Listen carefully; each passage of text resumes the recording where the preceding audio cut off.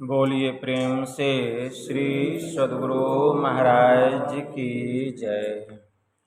श्री सद्गुरु महाराज की जय। श्री सद्गुरु महाराज की जय। नमामि अमित ज्ञान रूपं कृपालं अगम बोधदाता सुबुद्धि निधि विशालम् क्षमाशील यति धीर गंभीर ज्ञानम् धर्मकील दृढ़धीर समधीर ध्यानम् जगत त्राणकारी अघारी उदारम् भगत प्राण रूपं दयागुण अपारम् नमो सतगुरुं ज्ञानदाता सुस्वामी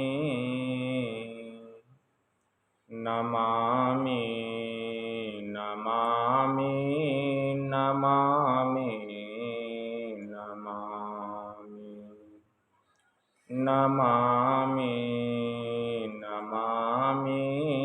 नमामि नमामि।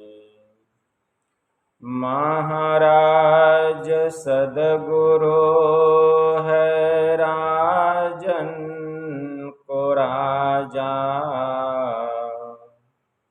है जिनकी कृपा से सरे सर्व काजा भने में ही सोई परम गुरु नमामि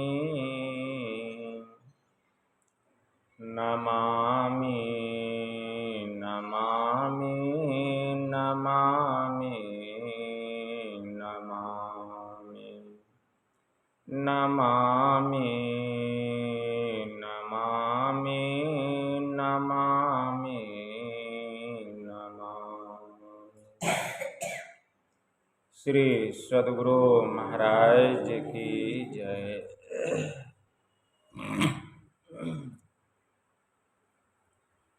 अव्यक्त रूप में परमाराध्य संत सद्गुरु महाराज के पावन कमल चरणों में बारंबार नमन।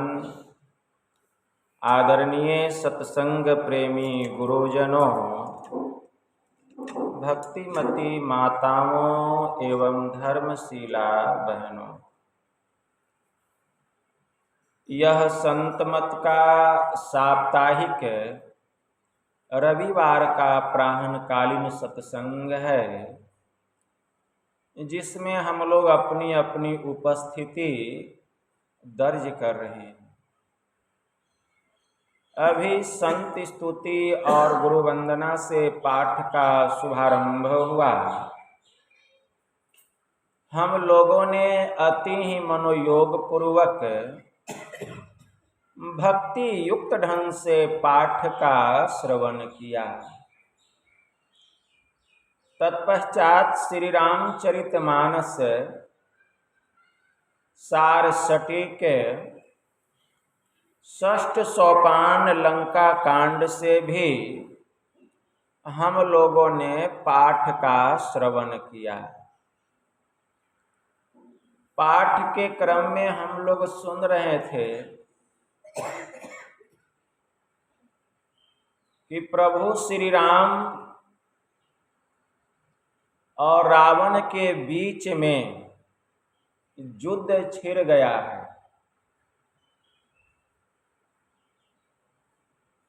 भगवान श्री राम और रावण का ऐसा विध्वंसकारी युद्ध शायद कभी किसी ने देखा होगा। बड़ा भयंकर युद्ध। विभीषण जी वहीं पर हैं समीप में। विभीषण जी बड़े अधीर हो रहे हैं इस दृश्य को देखकर।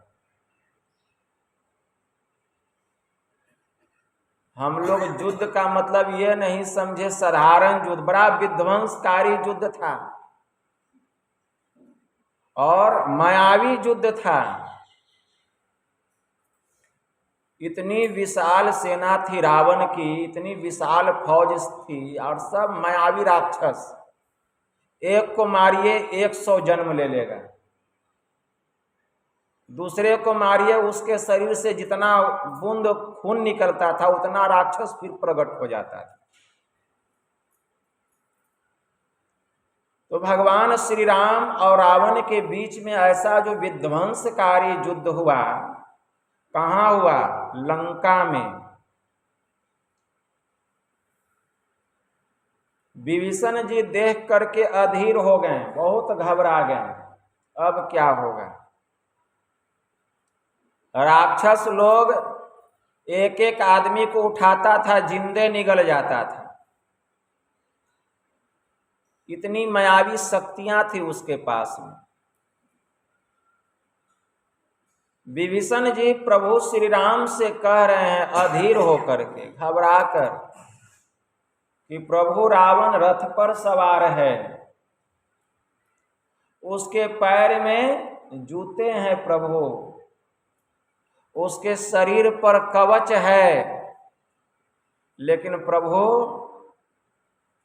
आपके पास कोई रथ नहीं है, प्रभु आपके पांव में जूते नहीं हैं, आपके शरीर पर किसी प्रकार का कवच नहीं है। प्रभु इस दुर्जय शत्रु पर आप विजय कैसे प्राप्त कीजिएगा, इसको युद्ध में कैसे परास्त कीजिएगा? कौन कह रहे हैं? विभीषण जी कह रहे हैं। यह सुनकर कृपा निधान प्रभु श्री राम ने कहा विभीषण जी से। क्या कह रहे हैं? विभीषण जी से प्रभु श्री राम कह रहे हैं, सुनहु सखा कह कृपा निधाना, जेहि जय होय सो सयंदन आना। कृपा निधान भगवान श्री राम ने विभीषण जी से कहा कि सुनो मित्र, भगवान श्री राम कह रहे हैं, क्या कह रहे हैं? कि सुनो मित्र, जिस रथ पर सवार होकर शत्रुओं पर, दुर्जनों पर, दुष्टों पर विजय प्राप्त किया जाता है, वह तो कोई दूसरा ही रथ है। सुनहु सखा कह कृपा निधाना, जय जय होय सो सयंदन आना। कृपा निधान भगवान श्री राम ने कहा, जिस रथ पर सवार होकर शत्रुओं पर विजय प्राप्त किया जाता है, वह यह रथ नहीं है जिस पर रावण बैठा हुआ है। तब वह कौन सा रथ है? तो भगवान ने कहा, वह रथ धर्ममय, धर्म रूपी रथ है। आज वही धर्म रूपी रथ की व्याख्या मैं तुमको करके सुनाता हूं। उस धर्म रूपी रथ के संबंध में प्रभु श्री राम बता रहे हैं कि जिस रथ पर सवार होकर शत्रुओं पर विजय प्राप्त किया जाता है, वह कोई दूसरा ही रथ है, और वह है धर्म रूपी रथ। सौरज धीरज तेहि रथ चाका, असत्य शील दृढ़ ध्वजा पताका। और धर्म रूपी जो रथ है, धर्म में जो रथ है, उस रथ में 2 पहिए हैं।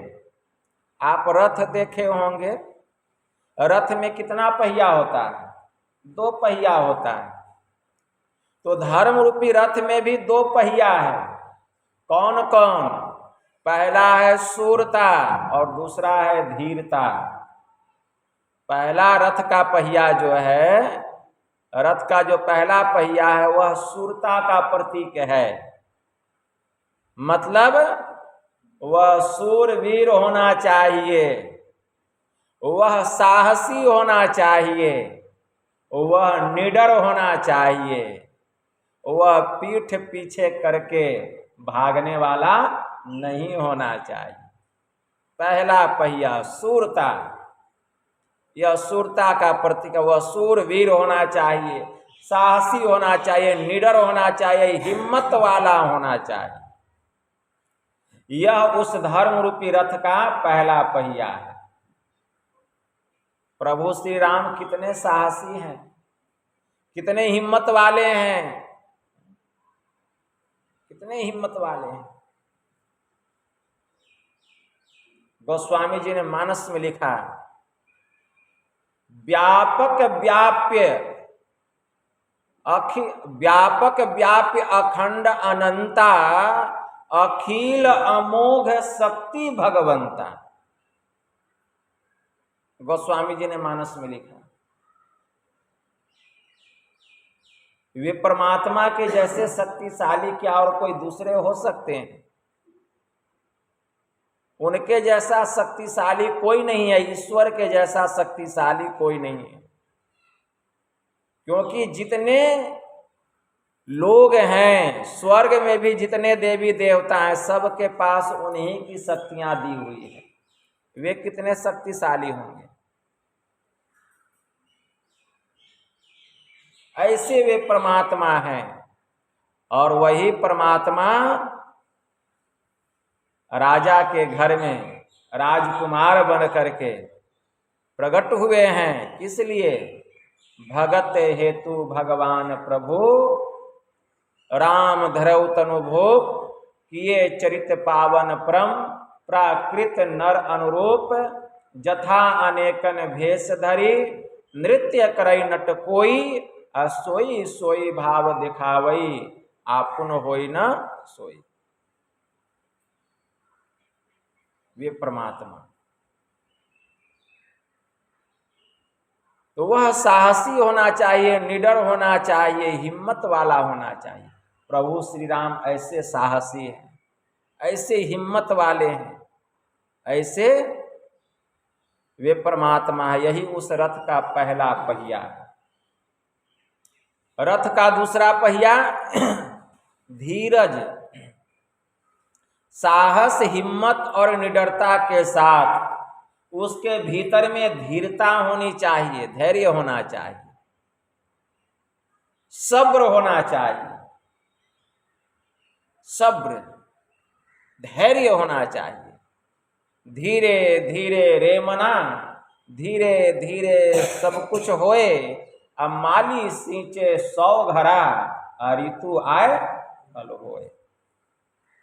धीरज धरे कारज सरे, जल्दी करे कारज बिगड़े।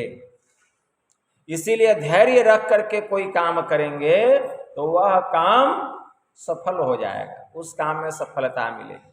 तो रथ का जो दूसरा पहिया है वह धीरता का प्रतीक है, वह धैर्य का प्रतीक है। मतलब वह धैर्यवान होना चाहिए, मतलब हिम्मत के साथ, साहस के साथ धैर्य भी होना चाहिए। जैसे जब अगर आपको कभी बहुत ज्यादा क्रोध आ जाए तो थोड़ा धैर्य रखिए। अगर धैर्य नहीं रखिएगा, देखिए धैर्य कहाँ रखना चाहिए, धैर्य कहाँ रखना चाहिए और कहाँ नहीं रखना चाहिए। तो धैर्य कहाँ रखना चाहिए?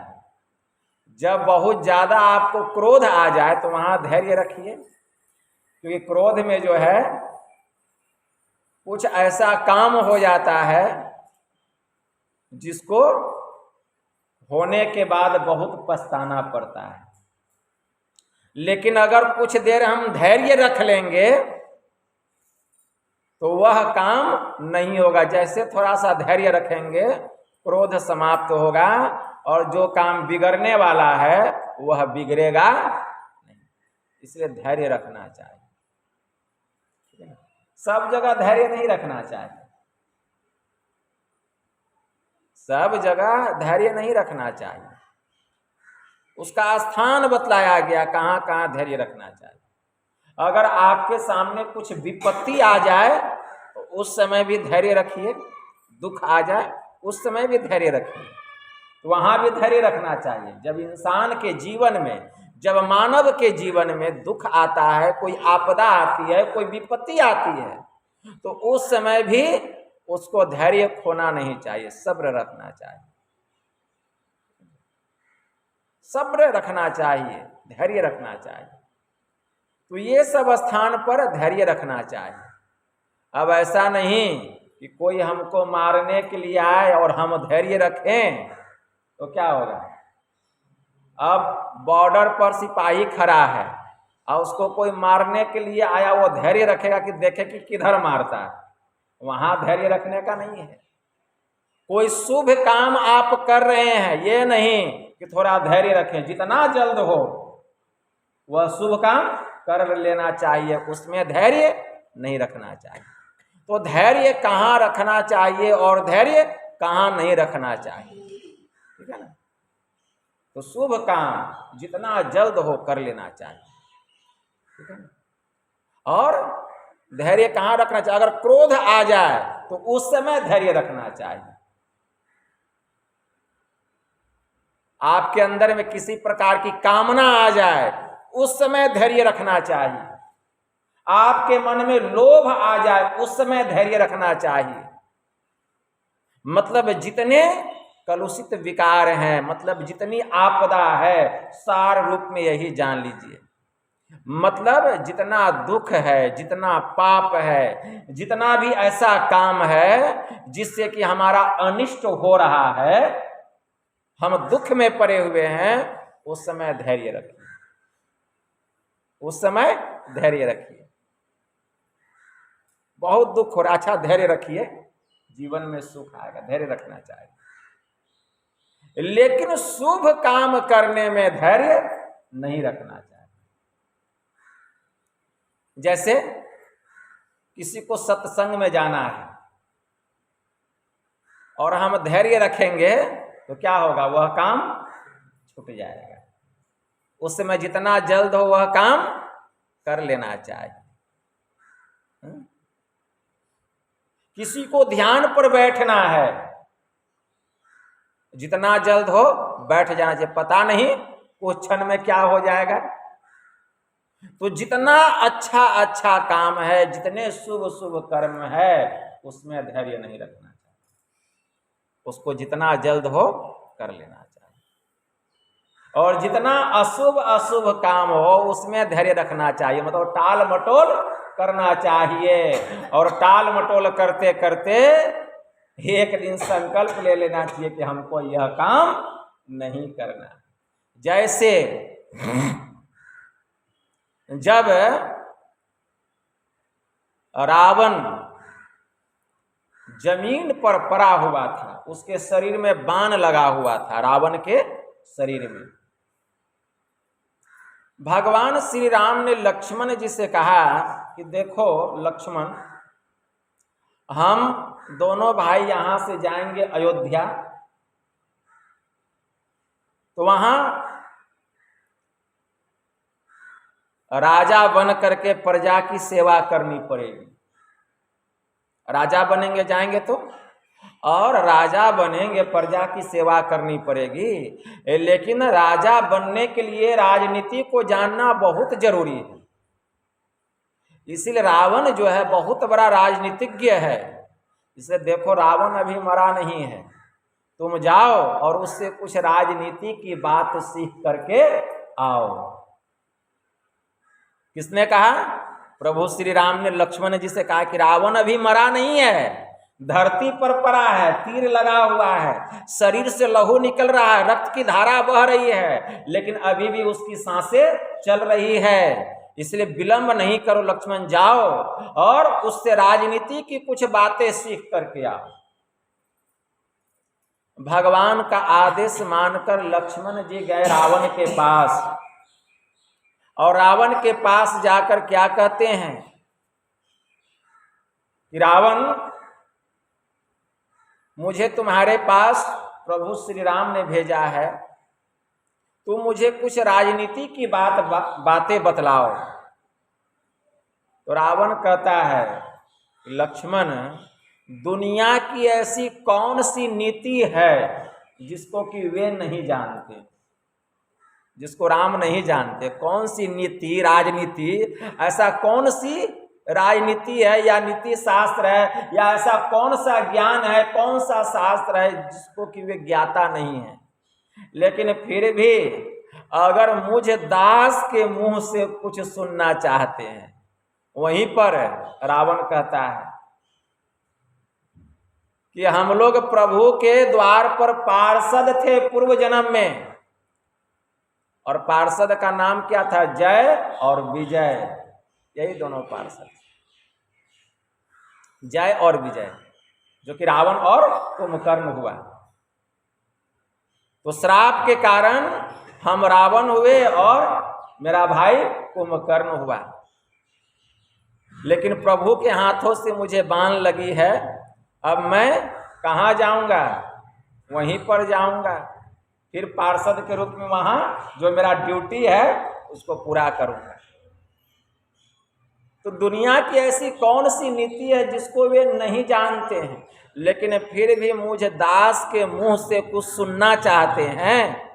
तो जाइए, उनको कहिए कि मैं अकेले में तुमको नहीं सुनाऊंगा, उनको मेरे सामने आना पड़ेगा, उनके सामने मैं राजनीति की बात सुनाऊंगा।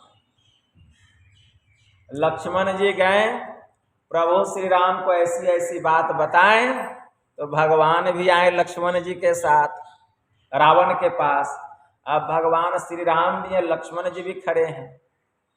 वहीं पर रावण कहता है, प्रभु अगर मुझे दास के मुंह से कुछ राजनीति की बात सुनना चाहते सुनिए, लेकिन दुनिया की ऐसी कोई भी नीति नहीं है जिसको आप नहीं जानते हैं, लेकिन मुझसे सुनने की आपकी इच्छा है, क्योंकि मैं आपका जन्म जन्म से दास हूँ, आज से नहीं हूँ, जन्म जन्मांतर से आपका दास हूँ। रावण जो था सेवक था।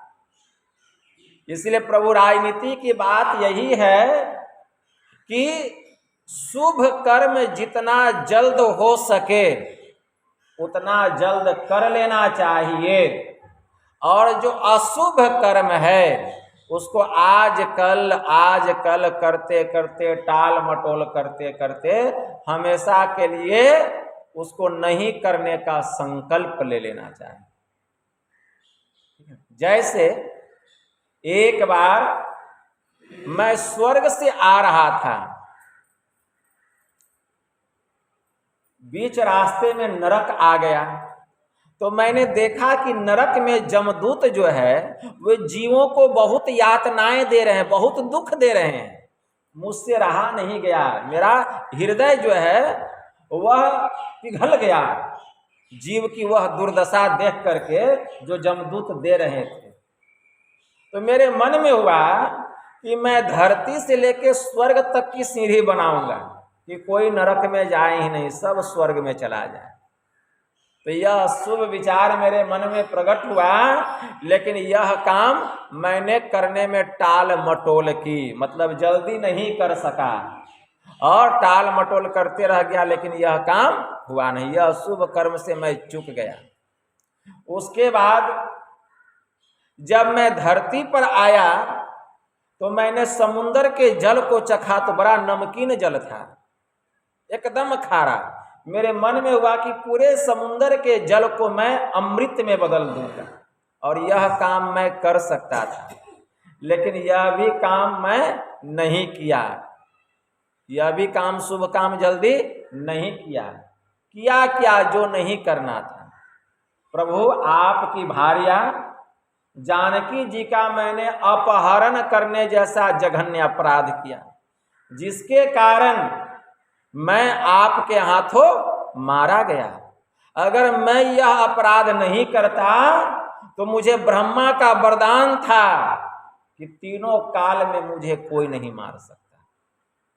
कोई मारने वाला नहीं था।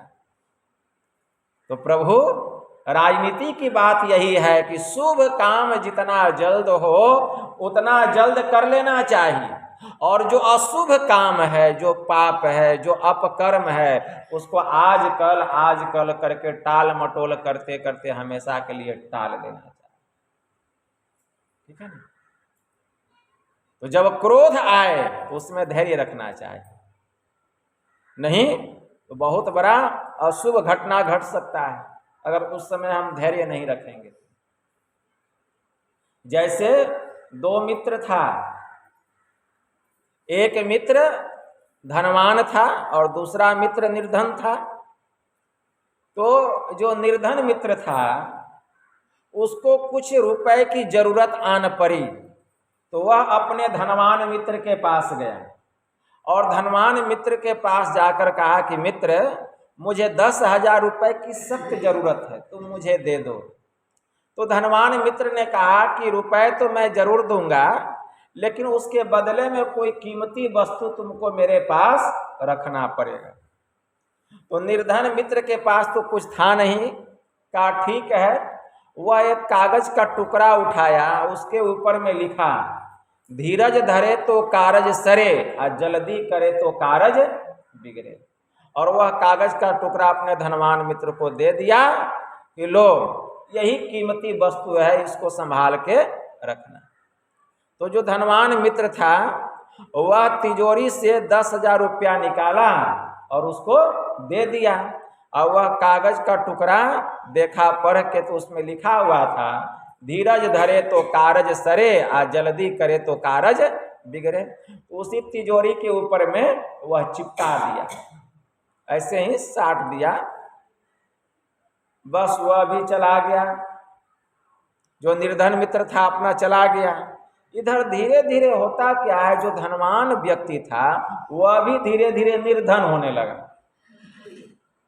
उसको भी निर्धनता आने लग गई। तो सोचा कि अब यहाँ गुजारा होने वाला नहीं है, अब परदेश चलना चाहिए कमाने के लिए।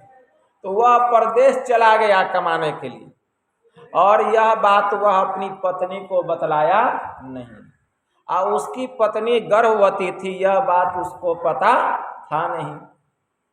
जब चला गया तो न कोई खत लिखा अपनी पत्नी के पास, न किसी प्रकार का वह खोजबीन ही किया कि मेरी पत्नी कैसी है, नहीं है, हाँ है, किसी के द्वारा खबर भी नहीं भेजवाया। पत्नी बेचारी घर में बैठी है। होते होते जब समय पूरा हुआ तो उसकी पत्नी ने एक बच्चे को जन्म दिया। होते होते 20 वर्ष गुजर गया, लेकिन अभी तक उसका कोई खोज खबर नहीं आया। अब वह लड़का हो गया जवान।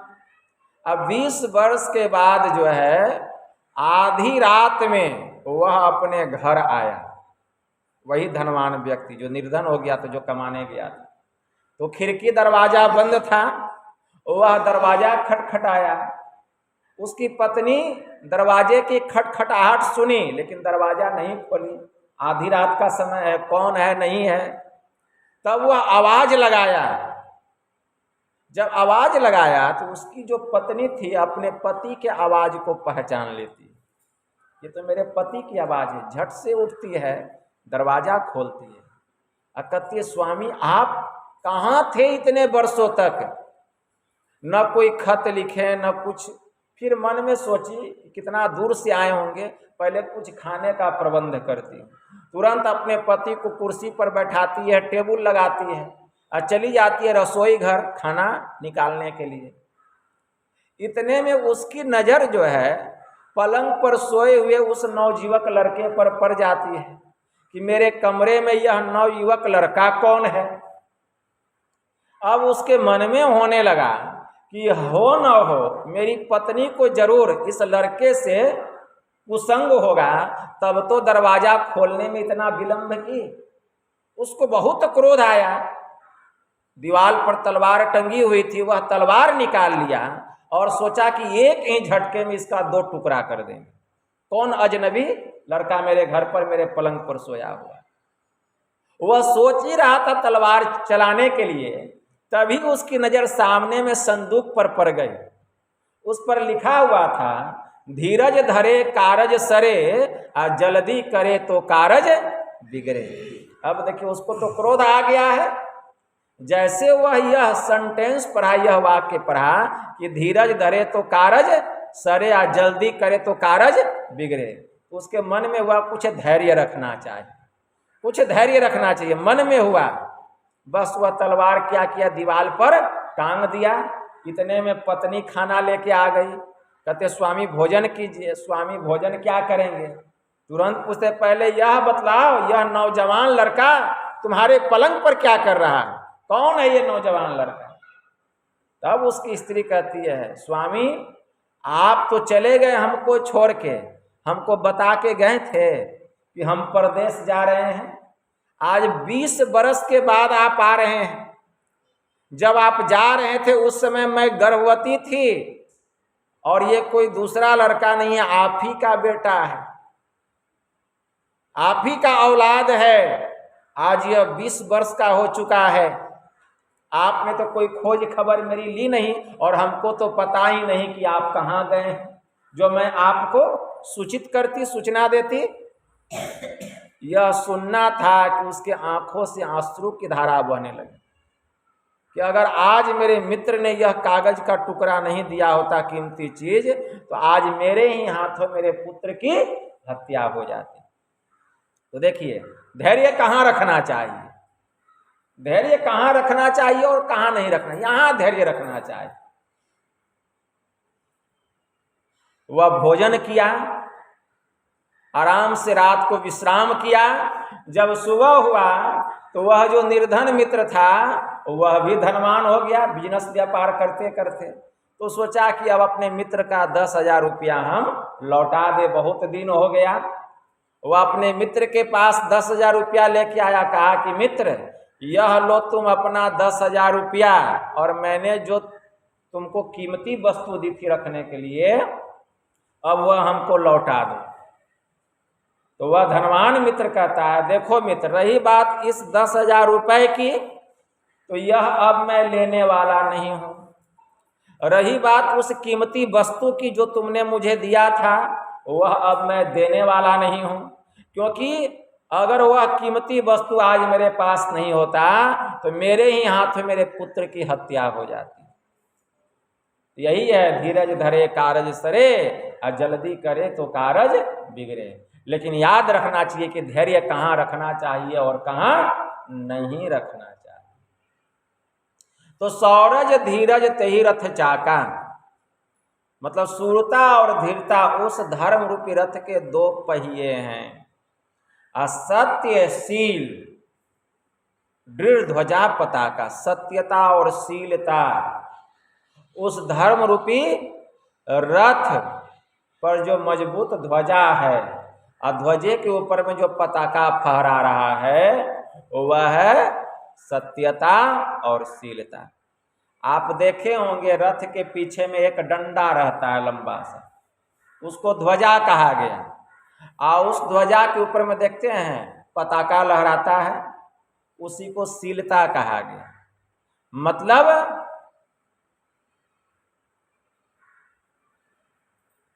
क्या कह रहे हैं कि सत्यशील दृढ़ ध्वजा पताका, मतलब वह सत्यवादी होना चाहिए, वह सत्यवादी होना चाहिए, और उसके अंदर में शीलता होनी चाहिए।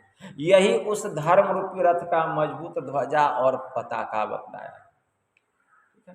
अगर क्योंकि वह धर्म युद्ध था, तो धर्म युद्ध में विजय प्राप्त करने के लिए सत्यता बहुत जरूरी है। अपने को सत्य व्यवहार में रखना पड़ेगा। जो अपने को सत्य व्यवहार में रखता है ना, उसी के भीतर में शीलता आती है, और जो अपने को सत्य व्यवहार में नहीं रखता उसके भीतर शीलता नहीं आती है। किसी किसी व्यक्ति को आप देखिएगा, मैंने अपने जीवन में अनुभव किया है इस बात को, आपको ऐसा लगेगा कि वह सब बात सही बोल रहा है, जितना बात है वह सब बात सही बोल रहा है, इस तरह बोलेगा, लेकिन उसके हर वर्ड पर कुछ न कुछ झूठ छिपा हुआ है। क्या समझे? हर वर्ड पर कुछ न कुछ झूठ छिपा हुआ है। आप परख नहीं सकिएगा, ठीक है ना। अपने को सत्य व्यवहार में जो रखता है वही शीलता को प्राप्त करता है, लेकिन सत्य व्यवहार में हम अपने को कितना रखते हैं वे हमसे विशेष और कोई दूसरे नहीं जानते, ठीक है ना। दिन भर में हम कितना झूठ बोलते हैं, कभी आप नोट किए हैं? कभी नोट कीजिएगा, कागज कलम लेके जहां झूठ बोलिएगा, किसी को बोलिएगा नहीं कि हम तुमसे झूठ बोल रहे हैं, नहीं तो पर्दा खुल जाएगा। लेकिन जहां आप झूठ बोलिएगा वहां नोट कर लीजिएगा कि 1 लिख दीजिएगा, यहां झूठ बोले हैं। जब सो करके उठिएगा और फिर कहीं बोलते बोलते फिर कहीं झूठ बोलिएगा, बस खाली नोट कर लेना है। सुबह से जब शाम होगा सोने के लिए बिस्तर पर जाइएगा तो पता चलेगा 100 झूठ दिन भर में बोल चुके हैं। इसीलिए कहा गया है कि जितना हो सके कम बोलिए। अगर बेसी बोलिएगा तो ज्यादा झूठ बोलिएगा, सच कम बोलिएगा, क्या समझे।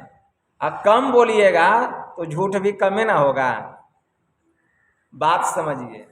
बोलिए ज्यादा नहीं, क्योंकि ज्यादा बोलिएगा ना तो झूठ ज्यादा निकलेगा और सच कम निकलेगा। और कम बोलिएगा तो उससे क्या होगा, झूठों कम में ना बोलेंगे, बोले कम तो झूठ कहाँ से बेसी होगा, झूठ भी कम होगा, ठीक है ना। कम बोलिए, और जब कम बोलिएगा तो क्या होगा, कम बोलिएगा तो आपके मन में होगा एक तो हम ऐसे ही कम बोलते हैं, आप बोले भी तो क्या झूठ, बोले भी तो क्या बोले, झूठ बोले। तो निगरानी कीजिए अपने ऊपर में, दूसरे दिन से उसमें कमी कीजिए कि आज 100 झूठ बोले हैं तो कल देखते हैं कितना बोलते हैं। तो कुछ कम कीजिएगा, तो हो सकता है कि 90 हो जाए या 95 हो जाए, नहीं तो 99 तो जरूर हो जाएगा, एक को तो जरूर घटेगा। 90 95 नहीं होगा लेकिन 99 हो जाएगा, एक झूठ कम हो जाएगा। तो निगरानी कर रहे हैं।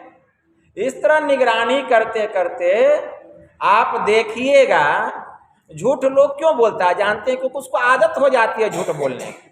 कोई चीज का आप आदत लगाइए वो आदत लग जाएगी। किसी को आदत होता है झूठ बोलने का, वो जब तक झूठ नहीं बोलेगा उसका भोजन नहीं पचेगा। किसी को झगड़ा करने की आदत होती है, जब तक वो झगड़ा नहीं करेगा उसको मन नहीं लगेगा, ठीक है ना। तो आदत होता है, किसी को शराब पीने का आदत होता है, जब तक वो शराब नहीं पिएगा उसका बदन हाथ का दर्द ही दूर नहीं होगा। तो आदत होती है। तो उसी तरह से आदत लगाइए सत्य बोलने का। तो सत्य बोलने के लिए क्या करना है, झूठ को कम कीजिए, झूठ को कम कीजिए। एक दिन आप सत्य बोलने लगिएगा तो क्या होगा, तीसरे दिन आप देखिएगा कि 95 हो गया, 5 तो घट गया। होते होते आप ध्यान सत्संग भी कर रहे हैं तो गुरु महाराज का भी बल तो मिल रहा है। होते होते एक समय ऐसा आएगा कि आपसे झूठ जो है वह बोलना बंद हो जाएगा। और ऐसा बंद होगा क्यों, सत्य बोलने की आदत लग जाएगी। आप सोचेंगे कि नहीं झूठ नहीं बोलेंगे, इतना झूठ बोलना बंद कर दिए, तो कहेंगे कि सत्य बोलेंगे तब तो लॉस से लग जाएगा, सत्य बोलेंगे तो हानि हो जाएगा, या सत्य बोलेंगे तब तो हमारी बेइज्जती हो जाएगी। बहुत जगह ऐसा सत्य बोलने से आदमी को लॉस लगता है, सत्य बोलने से बेइज्जती होती है, सत्य बोलने से हानि होती है, ठीक है ना। तो उस समय क्या करेंगे, अब सोच में पड़ गए। अगर झूठ भी नहीं बोलते हैं, सत्य बोलते हैं तो बेइज्जती होगी, हमारा अनादर होगा, हमारा अपमान होगा, हमारी प्रतिष्ठा की हानि होगी। बहुत तरह का ऐसा मोमेंट आ जाता है। तो उस समय क्या कीजिए, न झूठ बोलिए न सत्य बोलिए, चुप ही रहिए। क्या कीजिए, चुप ही रहिए। और कोशिश कीजिए कि फिर जैसा कंडीशन अभी मेरे साथ आ गया कि हम सत्य नहीं बोल सके क्योंकि मेरा अपमान होता, अब कल से मेरे साथ ऐसा कंडीशन नहीं आए कि हमको मौन रहना पड़े। कल से मेरे साथ ऐसा कंडीशन, ऐसी परिस्थिति उत्पन्न नहीं हो कि हमको मौन रहना पड़े, क्योंकि आज तो मौन रह गए। क्यों, अगर सत्य बोलते तब तो प्रतिष्ठा की हानि, फजीहत होती, हानि होता, लॉस होता। अगर हम कहीं सत्य बोल देते तो झूठ भी नहीं बोले, क्योंकि इतना झूठ बोलना बंद कर दिए हैं। अब क्यों झूठ बोलेंगे, चुप रह गए। तो कोशिश कीजिए अगले बार से कि आपके साथ वैसा कंडीशन नहीं आए, आप वैसा काम नहीं कीजिए, आपसे वैसा कर्म नहीं हो जिससे कि आपको मौन रहना पड़े, जिससे कि आपको झूठ बोलना पड़े, या जिसके कारण आपके साथ ऐसी परिस्थिति आए, वह काम ही आप मत कीजिए। देखिए आपके कर्म सुधर जाएंगे, कर्म सुधर जाएंगे, साधना में आगे बढ़िएगा। और सत्य बोलते बोलते सत्य बोलने की ऐसी लत लग जाएगी, जैसे झूठ बोलने का लत लगा था ना, वैसे सत्य बोलने का भी आदत सब चीज का लगता है। जैसे झूठ बोलने का आदत लगता है ना, जैसे शराब पीने का आदत लगता है, तो ध्यान करने का भी आदत लगता है, ठीक है ना। उसी तरह सत्य बोलने की ऐसी आदत लग जाएगी कि आपके मुंह से कभी झूठ नहीं निकलेगा, सत्य ही निकलेगा। और यही आपकी दिन भर की तपस्या हो जाएगी, यही आपकी दिन भर की तपस्या हो जाएगी। जब साधना पर बैठिएगा तब देखिए कैसे खटाखट जप होता है, एकदम टकाटक मानस ध्यान दृष्टि साधन होता है जब सत्य बोलने लगिएगा। कहिएगा ही नहीं बाबा मन भागता है, कहिए बाबा मन तो ऐसा लगता है कि उठने का मन नहीं करता है। यही है सबसे बड़ा तपस्या, क्या, सत्य। इसलिए संत कबीर साहब ने कहा, सांच बराबर तप नहीं, झूठ बराबर पाप, जाके हृदय सांच है ताके हृदय आप। सत्य से बड़ा कोई तपस्या नहीं, झूठ से बड़ा कोई पाप नहीं। जिसका हृदय पाक है, साफ है, उसी के हृदय में परमात्मा का वास है, संत कबीर साहब ने कहा। यही है सत्यता। यह क्या है, ध्वजा है, मजबूत ध्वजा। देखते हैं ध्वजा कितना सीधा होता है, टेढ़ा होता है, एकदम सीधा ध्वजा मजबूत होता है। तो सत्य में बड़ा मजबूती है, बड़ा बल है।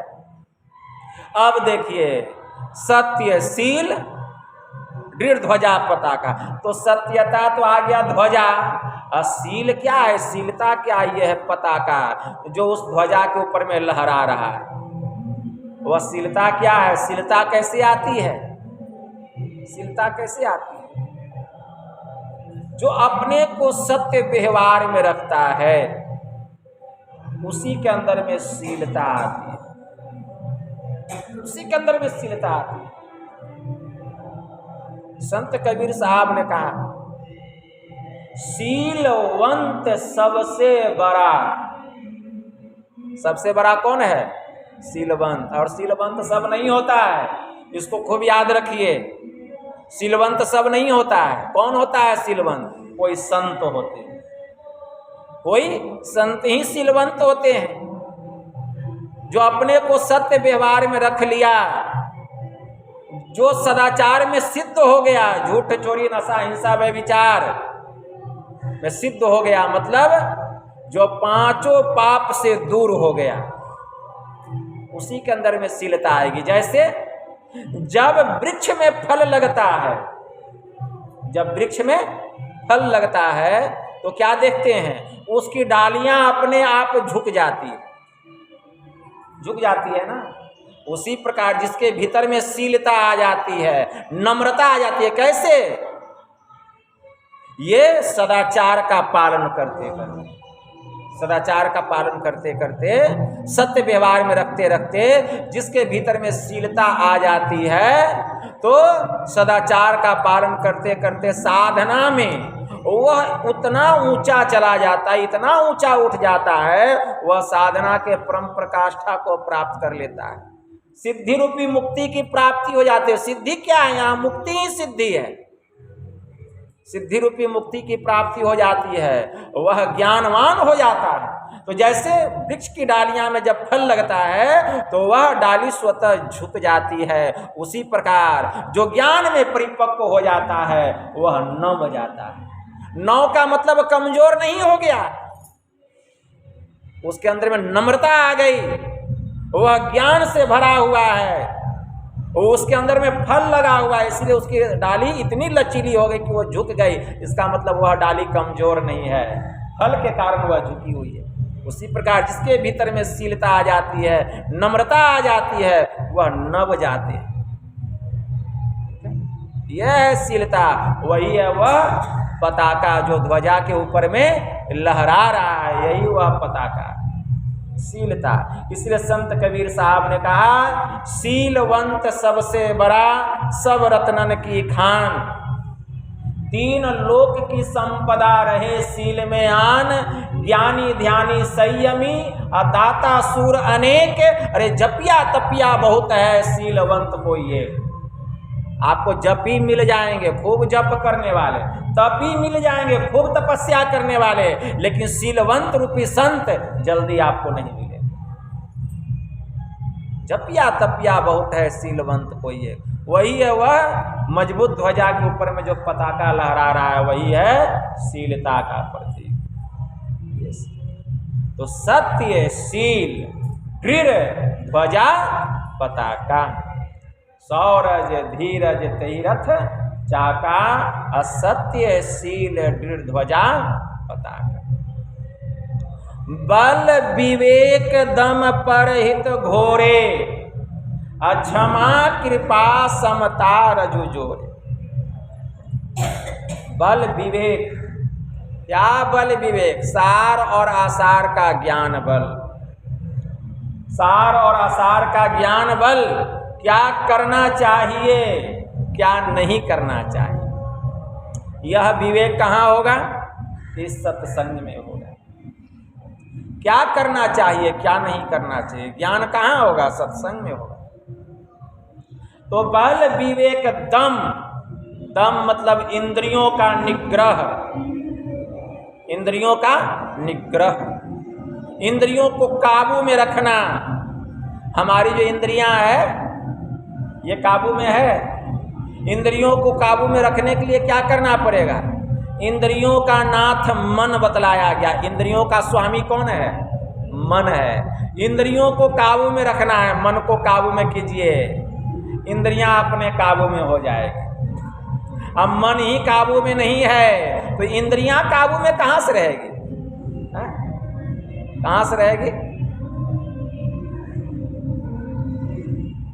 इंद्रियां काबू में रहने वाली नहीं है, क्योंकि मन तो एकदम सैर कर रहा है, सैर कर रहा है।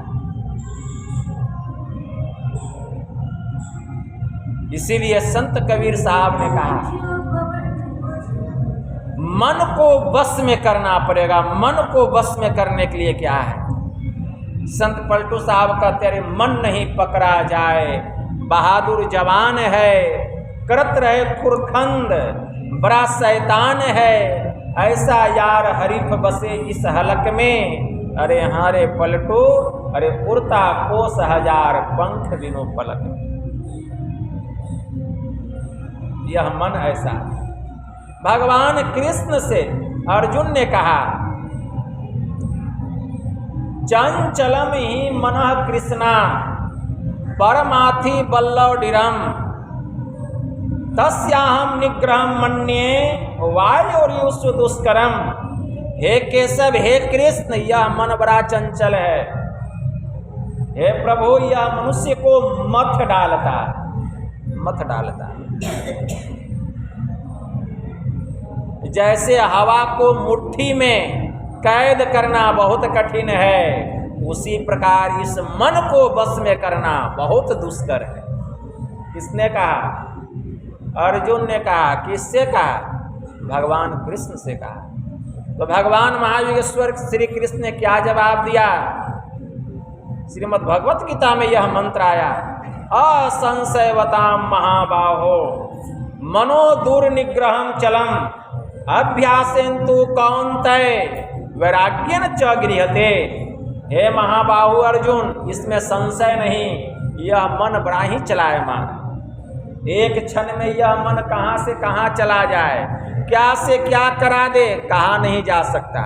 आप खूब ध्यान भजन करते हैं, सदाचार का पालन करते हैं, अपने को सत्य व्यवहार में रखते हैं, यह मन आपका पैर पकड़े हुआ है और कहता है आप ही मेरे माई बाप, आप ही मेरे माई बाप है। क्यों? आप अपने को सत्य व्यवहार में रखे हैं, आप सदाचार का पालन करते हैं, नित्य प्रतिदिन ध्यान सत्संग करते हैं, तो मन आपका चरण पकड़ा हुआ है। आज जिस दिन आप अपने को सत्य व्यवहार से मन को हटा लीजिएगा, आप दुराचारी बन जाइएगा, आप ध्यान सत्संग में मन को नहीं लगाइएगा, यह मन तो माथा के फुलुंगी पर जाकर के बैठ जाएगा और कहेगा अब तो हम ही तुम्हारे बाप हैं। चल वेश्यालय, चल चल शराबी के खाना में, मैं खाना में, चल चल जुआरियों के अड्डा पर चल। अब लेकर के जाएगा मन, अब मथते रहेगा खूब कुकर्म कृत्य कृत्य कर्म। मन जो है इंद्रियों का संग करके करते रहेगा और समाज में, इस देश में आपकी फजीहत होगी, बदनामी होगी और आप रसातल में पतन की ओर चले जाएंगे। तो यह मन ऐसा है। इसलिए संत कबीर साहब ने कहा, कबीरा मन तो एक है, भावे तहाँ लगाओ, अभावे गुरु की भक्ति करे, अभावे विषय कमाओ। मन तो एक ही है, मन तो नहीं है। या तो आप इस मन को ईश्वर की भक्ति में लगाइए या इस मन को संसार के विषय भोग में लगाइए, भोग में लगाइए। इसीलिए भगवान ने कहा अभ्यासेन तो कौन्तेय वैराग्येन च गृह्यते। हे अर्जुन, अभ्यास और वैराग्य से यह मन बस में हो जाता है। किसका अभ्यास करें कि मन में वैराग्य उत्पन्न हो जाए, यह मन वश में हो जाए। तो भगवान श्री राम ने मुक्ति को उपनिषद में हनुमान जी से कहा, एक तत्वा धीराभ्यासा ध्यावन विजितम मनः। हे हनुमान, जब तक यह मन पूर्ण रूपेण वश में न हो जाए, एक तत्व का अभ्यास करो। एक तत्व का अभ्यास, वह एक तत्व क्या है? सूक्ष्म से सूक्ष्म, जिसका बांट नहीं किया जा सके, जिसका भाग नहीं किया जा सके, और वह है परम तेजस बिंदु। परम तेजस बिंदु, उस पर अपने मन को स्थिर करो, उसका बांट नहीं किया जा सकता है, क्योंकि उससे सूक्ष्म कुछ है ही नहीं, उससे सूक्ष्म कुछ है ही नहीं। इसका अभ्यास करो, इसलिए दृष्टि साधना करो। जो अपनी दृष्टि की दोनों धार को उस बिंदु पर स्थिर करता है, तो क्या होता है? बिंद में तह नाद बोले रैन दिवस सुहावना। तो वहाँ नाद की वर्षा होती है, फिर यही मन उस नाद में लगता है, मन को नाद का अवलंब मिलता है और यह मन पूर्ण रूपेण बस में हो जाता है, उस बिंदु में प्रवेश करता है। यह जैसे सांप बिल में जब घुसता है तो बिल्कुल सीधा हो जाता है, अब बाहर में जब चलता है तो बड़ा टेढ़ा मेढ़ा चलता है। और देखिए जब बिल में घुसता है एकदम लाठी के जैसा सीधा होकर घुस जाता है, और जब बाहर में चलता है तो वही टेढ़ा मेढ़ा चाल। उसी प्रकार जब तक हम संसार में है, यह मन सांप के जैसा, हमारा मन सांप के जैसा, जब संसार में रहता है तो सांप के जैसा चाल चलता है, टेढ़ा मेढ़ा, झूठ सच छल प्रपंच कपट। लेकिन जैसे उस बिल में घुसता है यह मन बिल्कुल सीधा हो जाता है, तब इस मन को नाद का अवलंब मिलता है, यह मन पूर्ण रूपेण बस में होता है। नाद बिंदोपनिषद में एक मंत्र आया, मनोमत गजेंद्रस्य विश्यो ध्यान चारिणः नियमान समर्थो अयं नीनांदो निशितांकुशः। यह जो मन है हमारा मदमस्त हाथी, एक होता है मस्त हाथी, एक होता है मदमस्त हाथी। मदमस्त मद में है, मतलब कब क्या करेगा कहना मुश्किल है। किसका घर तोड़ेगा, किसको उठा के फेंक देगा, किसको सूर्य में लपेट लेगा, ठीक है ना, कहना मुश्किल है। तो यह मन उसी तरह मदमस्त हाथी, जैसे हाथी कदली वन में जाता है, आनंद वाटिका में जाता है, वहाँ पेड़ पौधों को तोड़ता है, मचलता है, कुचलता है, महावत आता है, अंकुश लगाता है, हाथी 4 कदम पीछे हटता है, पूर्ण रूपेण बस में हो जाता है। उसी प्रकार हमारा जो यह मन है मदमस्त गजराज है, और हमारा मन रूपी जो हाथी है यह विषय रूपी वाटिका में विचरण कर रहा है, रूप में, रस में, गंध में, स्पर्श में और शब्द में, विषय रूपी वाटिका में विचरण कर रहा है। लेकिन जैसे ही इस मन रूपी हाथी को नाद का अवलंब मिलता है। जैसे ही यह मन बिंदु में प्रवेश करता है तो इसको क्या का अवलंब मिलता है? नाद का अवलंब मिलता है। और यह मन रूपी हाथी पूर्ण रूपेण काबू में हो जाता है, बस में हो जाता है मन रूपी। नाद बिंदु उपनिषद में एक दूसरा मंत्र आया है, मकरंदम पिबन भृंगो गंधा नन्नापेक्षते यथा नादा सक्तम सदाचितम विषयम न ही कांक्षति बद्ध सुनाद गंधेन सद्य संत्यक्त चापलः। जैसे भंवरा फूलों की केसर को लेता हुआ उसकी सुगंधी की चाहना नहीं करता, ठीक उसी प्रकार जिसका चित्त भीतर के नाद में लग जाता है फिर वह मन संसार के विषय वासनाओं की चाहना नहीं करता, क्योंकि वह अपनी चंचल प्रवृत्ति को त्याग चुका है और भीतर के नाद के मिठास के वह वशीभूत हो चुका है। यह मन को बस में करने का उपाय, बस यही एक उपाय। तो बल विवेक दम, यही है दम की साधना, परहित घोरे। और ऐसी साधना आप कर लीजिएगा तो आपका जितना काम होगा परोपकार के लिए होगा। परहित मतलब आप सबका हित कीजिएगा, आपसे सबकी भलाई होगी, आपसे सबका अपकार होगा, सबका उपकार होगा, किसी का आपसे अपकार, किसी का अहित नहीं होगा। जब इस साधना में आप निपुण हो जाएंगे तब होगा। इसी के लिए दृष्टि योग की साधना। उस समय तो जवाब दे रहा है, क्योंकि समय भी हो चुका है और ज्ञान तो अथाह है, अनंत ज्ञान है, ठीक है ना। अभी तो दम पूरा पाठे बचा हुआ है और जल्दीबाजी में तो हम खींचते नहीं हैं कि चौपाई पढ़ते जा रहे हैं, खींचते जा रहे हैं, उसको तोड़ तोड़ करके फिर जोड़ेंगे, फिर तोड़ेंगे, फिर जोड़ेंगे। तोड़ते तोड़ते जब तक पूरा नहीं टूटेगा तब न यह ज्ञान घुसेगा और तब न रस मिलेगा। केतारी को जितना पेरिएगा उतने रस निकलेगा, हाँ? उतने रस निकलता है। बस उसी प्रकार यह ज्ञान है, बड़ा अमृत है यह ज्ञान, सारा नहीं है। मन पवित्र हो जाएगा यह ज्ञान सुनकर। यही है बल विवेक दम परहित घोरे, क्षमा कृपा समता रजु जोरे। तो ये बल विवेक दम परहित ये सब उस रथ के घोरे बतलाए गए, जो घोरे क्षमता, क्षमा कृपा और समता रूपी रस्सी से जुड़े हुए हैं। तो फिर कभी मौका मिलेगा तो सुनाएंगे, पाठे पूरा नहीं होता है कोई भी, तो जब फिर मौका मिलेगा तो कहेंगे। यही थोड़ा सा आप लोगों को सुना दिए। बोलिए प्रेम से श्री सद्गुरु महाराज की जय। और आप लोगों के लिए एक सूचना है, 22 तारीख को हमारे परशुराम बाबू बैठे हुए हैं सत्संग लाल कोठी में। यही 22 मार्च शुक्रवार शायद पड़ रहा है, दिन शुक्रवार को 3 बजे से आशीष मम्मी के यहाँ लाल कोठी में सत्संग का आयोजन है, जिसमें मेरा ही पदार्पण हो रहा है। इसलिए आप लोग अधिक से अधिक संख्या में आएंगे और वहाँ सत्संग का लाभ उठाएंगे। 22 मार्च 2024 दिन शुक्रवार, समय अपराह्न 3 बजे से। श्री सद्गुरु महाराज की जय।